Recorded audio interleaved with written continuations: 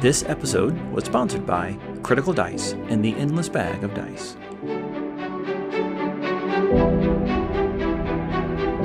Welcome to the CompenDM, a resource designed to help you spend less time learning D&D and more time actually playing. So that's actually a great segue into one of the next pain points, which is game prep ahead of time. And I think this is going to be a really great conversation because, Jason, I know your prep style and my prep style are on complete opposite ends of the spectrum. And Cameron, I have no idea where you stand on how you prep your games. And so, what do you guys do when you're trying to prepare for the upcoming story for your campaign? And how long do you allot for that? Do you schedule it for yourselves? Kind of what's your routine with prepping for your games? Well, Jason has no input on this because I've seen his notes before, and that man's mind is wicked. I don't know how the heck he remembers everything he does. You've seen the half of a scribbled Post-it note Yes. as his notes? Hey, they're Word documents, thank you very much. It'll be like a sentence with maybe a couple bullet points, and then it'll be an hour-long dialogue or hour-long situation that he remembers. I don't know how in he his does head. it. Just that's what I got from that little tiny word. It's just mnemonic.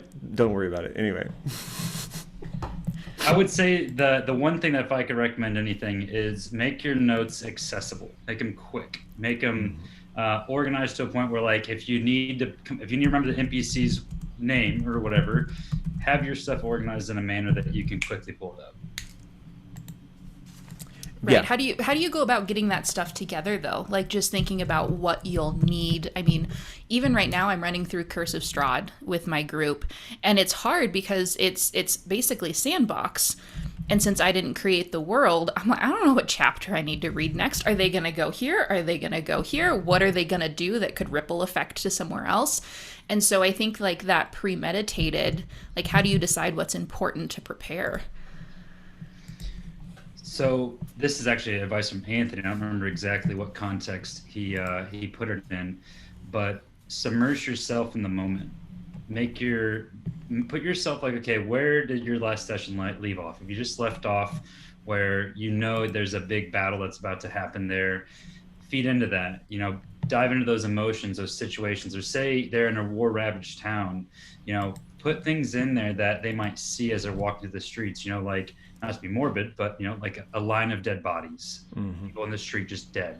The ambience, basically. Yeah, and you'll be amazed at what your players will pick up on and what they'll do. And sometimes you'll have a situation prepared and they won't bite into it, but sometimes they will, and it'll be magical. And then next thing you know, you had something this big in your notes prepared, and that takes you 2 hours of the night. Right. Yeah, so Jason, would you like to shed light on your prepping style now that we've alluded to it slightly? Yeah, so first you get a big ball of red string and a cork board.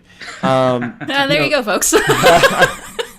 No, so what he's referring to is basically I take very minimal notes. Most of my notes are proper names, like people and places, and then maybe a one sentence mission statement of the adventure.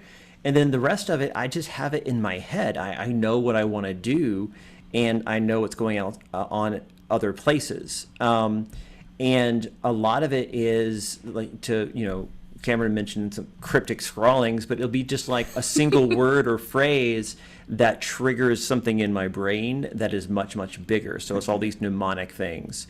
And it might be just this character's voice sounds like Zoidberg, and so I'll just write Zoidberg, or this situation is in Hardy Boys issue number 37 in that book when they go to the Old West, and so it's just kind of a way to index the stuff that's in my head, and that works for me. But that hits on Cameron's point of make it accessible. So whatever it is you do, because I'm very general thinker, and so I just kind of flow with this stuff. And Casey, I know that you're very specific and detailed planner, but just don't do planning that is going to bog you down. So if you're general, don't try to be specific. You'll get lost in your notes. If you're specific, don't try to do general, or you'll feel unprepared and just kind of crazy. and you'll have anxiety going into the game. And don't be like clever and like try to be vague when you need some really hardcore like details, and you kind of shot yourself in the foot. So just find the rhythm that works for you, whether that's World Anvil or that's, writing yourself notes in a Word document or your phone, or leaving yourself little audio messages or whatever it is. A flow chart, I've seen that before too, because then you know that if this doesn't happen, then you can bounce to these two other options. I think you can see some of that thinking in both Against the Giants, I think, or Storm King's Thunder, and also in Waterdeep.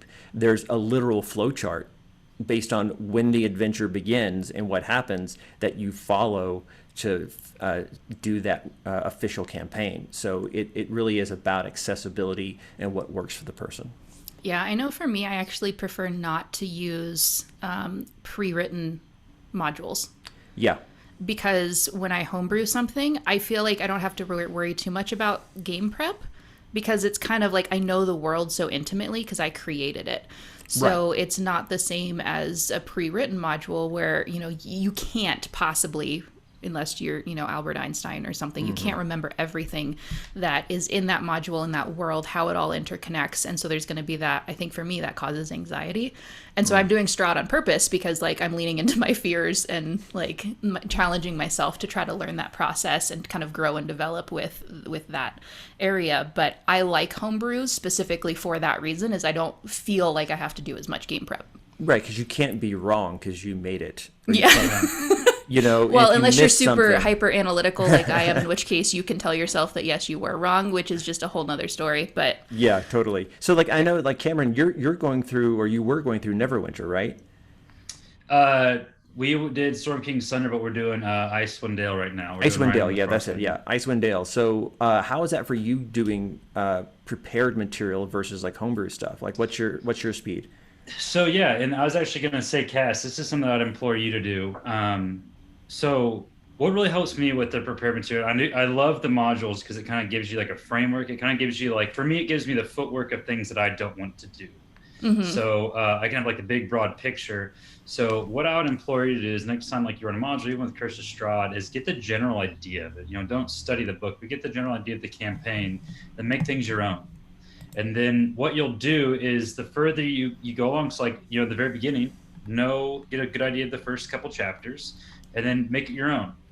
And then, maybe read the next couple chapters. And what you're going to find is like these plot hooks that were your own homebrew things are definitely going to tie in somewhere in the module.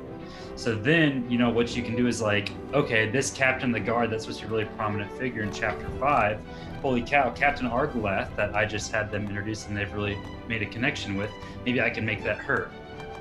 And then so you can kind of take your own creation and then kind of plug it into kind of do like an overlay, yeah. Exactly.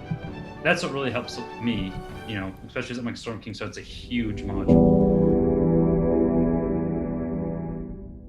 Thank you guys so much for joining us this week on the CompenDM, where we are talking about all things D&D, helping you spend less time learning and more time actually playing. This episode was sponsored by the Critical Dice and the Endless Bag of Dice, where you can get a new set of dice delivered to your door every single month for as little as $6.99. Click on the link in the show notes to learn more. Make sure you subscribe to our channel if you enjoyed listening in this week so that you know every time we push out a new video. And also leave a comment below if you learned something new in this episode that you didn't know before. Thank you so much for listening in. We'll see you guys next time.